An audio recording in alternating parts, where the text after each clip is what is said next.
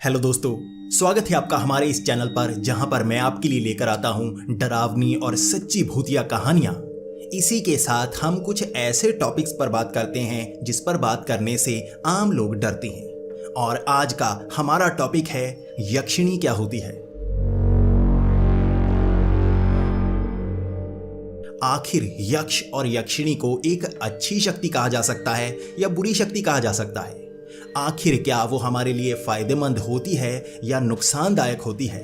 आखिर कहाँ पर रहती है यक्षिणी और वो किसका शिकार करती है या किससे प्रसन्न होती है। इस वीडियो में आपको इसकी पूरी जानकारी मिल जाएगी और इसके बाद आपको किसी और वीडियो को देखने की जरूरत नहीं पड़ेगी। तो सबसे पहले बात करते हैं यक्ष और यक्षिणी की। आखिर क्या होते हैं यक्ष और यक्षिणी। दरअसल हमारी इस सृष्टि में कई लोग हैं। जिस तरह से हमारा ये धरती लोक है, उसी तरह कई लोगों का मानना है कि यहाँ पर 3 लोक हैं, स्वर्गलोक, धरती लोक और नर्क लोक। लेकिन असल में यहाँ पर कई और लोक भी मौजूद हैं। जिस तरह से स्वर्गलोक, तपलोक, महरलोक, पाताल लोक, सुताल, विताल, इसी तरह से कई और लोक भी हैं।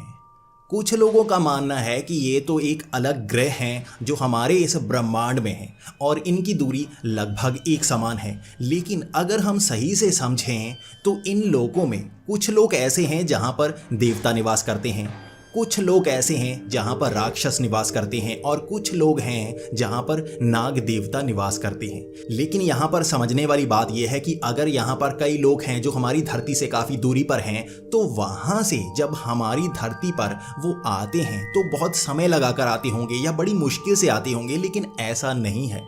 असल में ये लोग अलग आयाम हैं। जिस तरह से हम 3 आयामी सृष्टि में रहते हैं, जिसमें पहला आयाम है ऊपर नीचे होना, दूसरा आयाम है इधर उधर होना और तीसरा आयाम आगे पीछे होना।